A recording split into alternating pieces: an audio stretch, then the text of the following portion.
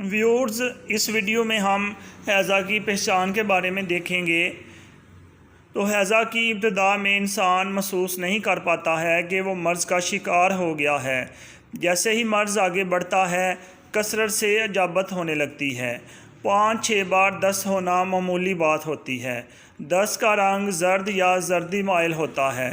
Sir में हल्का सा दर्द भी होता है और बुखार के इम्कानात भी होते हैं। कै भी आती है। शिद्दत, मर्ज़ जब शिद्दत इख्तियार करने लगता है तो प्यास बढ़ने लगती है, हाथ पैर में ऐंठन होने लगती है। दस्त बिल्कुल चावल के पिच की तरह होता है। ये सफ़ेदी आंतों के सेल के छटने की वजह से होती है। अगर इसकी इंतहा की बात की जाए, अगर फौरी तिब्बी इमदाद मरीज़ को ना पहुंचाई जाए तो मर्ज़ अपनी इंतहा को पहुंच जाता है। इंसान कमज़ोर हो जाता है, नींद बेहोशी का आलम होता है, होंठ नीले पड़ने लगते हैं, आवाज़ कमज़ोर पड़ जाती है, पसीना आने लगता है, हाथ पैर पर झुर्रियाँ पड़ने लगती हैं, पेशाब रुकने लगता है और कभी कभी बंद भी हो जाता है। पेशाब का रुकना गुर्दे के अमल ना करने की वजह से होता है। बदन की ऐंठन बढ़ती है, हाथ पैर पिंडली बाजू और कभी कभी सीना तक में ऐंठन होने लगती है। नब्ज़ डूबने लगती है, हाथ खून का दबाव कम हो जाता है, सांस लेने में भी उलझन होती है।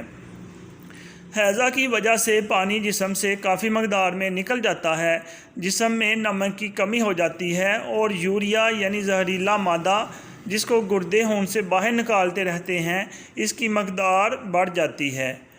प्रोटीन भी जिस्म में कम हो जाती है और इंसान मौत के दरवाज़े पर दस्तक देने लगता है। हैज़ा की बीमारी की अहम बात जिस्म से पानी का निकलना है। पानी आंतों से जज्ब होकर खून में जाने की बजाय खून से आंतों में आने लगता है। जिस्म से पानी निकलने से खून गाढ़ा हो जाता है।